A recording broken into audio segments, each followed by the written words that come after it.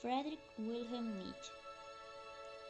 Nietzsche naceu o 15 de outubro de 1844 nunha pequena cidade da Saxonia prusiana.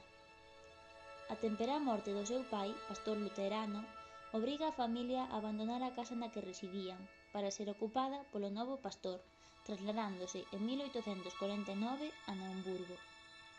Realiza aquí os seus primeiros estudios no Instituto Gymnasium local, entre 1854 e 1858.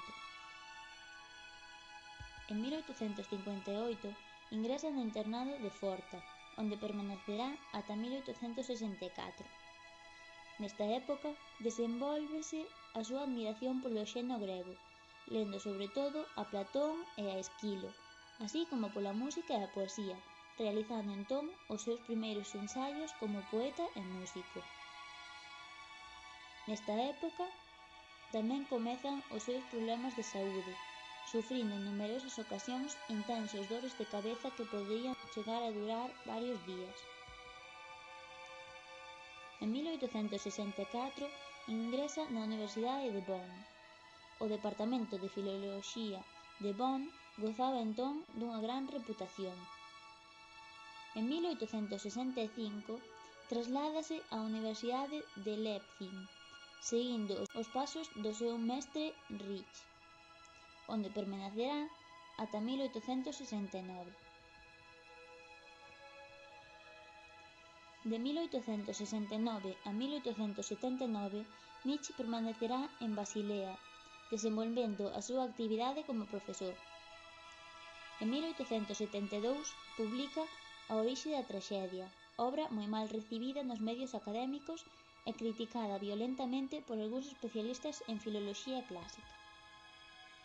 Entre os anos 1873 e 1876 publica As consideracións intempestivas, nas que critica a David Strauss e o historicismo nas dúas primeiras e alaba a Schopenhauer e a Wagner nas dúas últimas.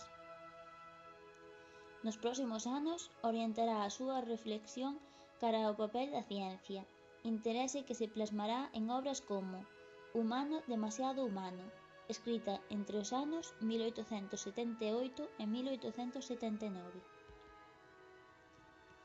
En 1879, por problemas de saúde, renuncia á súa cátedra na Universidade de Basilea e comeza un período que durará 10 anos, caracterizado polo constante viaxar de Nietzsche por Suíza, Italia e Alemaña, así como pola efervescencia creativa que o conduce á elaboración da maior parte da súa obra.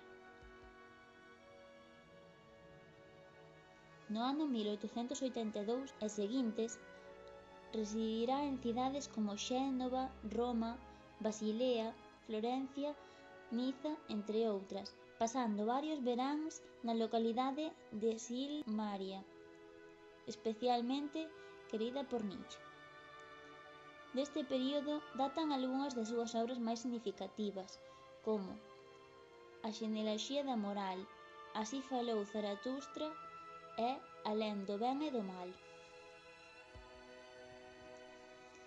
En 1889, a súa saúde empeora bruscamente, empezando a manifestar síntomas de desequilibrio mental.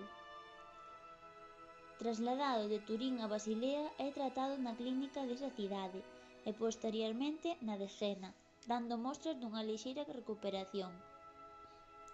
Non obstante, o seu estado empeora de novo, instalándose en Naumburgo coa súa nai, e logo da morte desta, en 1897, coa súa irmá.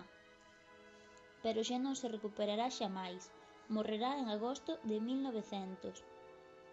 Tras acadar unha considerable fama e exercer un notable influxo que se deixará sentir no desenvolvemento do pensamento contemporáneo.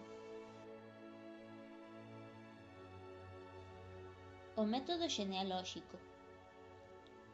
O método xenealóxico é un xeito de achegarse ao verdadeiro significado dos conceptos que determinan a nosa imaxe do real e o noso comportamento moral.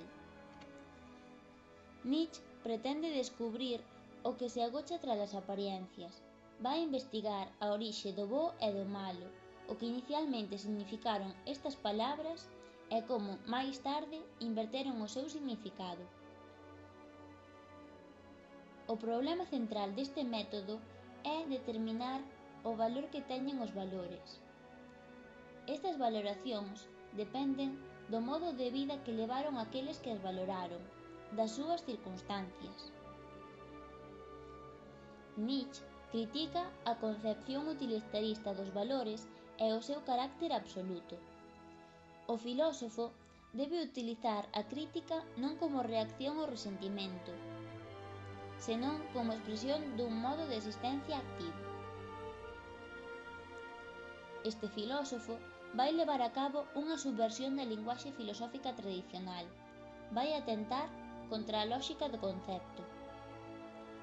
Tradicionalmente, o concepto serve para identificar o non idéntico, é dicir, reduce as diferencias. Mais as palabras da filosofía nietzscheana posúen unha pluralidade de sentidos, agochando significados contrapostos. Esta polisemia baséase nunha teoría da linguaxe na que esta aparece como unha máquina de fabricar falsas identidades. Todo concepto estaría baseado para Nietzsche nunha cadea primitiva de transposicións metafóricas esquecidas. O método xenealóxico pretende poñelas de manifesto. Como dixemos, o método fundamental da crítica seguido por Nietzsche é a xenealoxía. Esta podémola entender como a arte de descifrar síntomas. Trátase de explicar a orixe dos conceptos que expresan ideas, como por exemplo ben ou verdade, atopándonos con que en case todos os casos xurdirían do contrario do que expresan.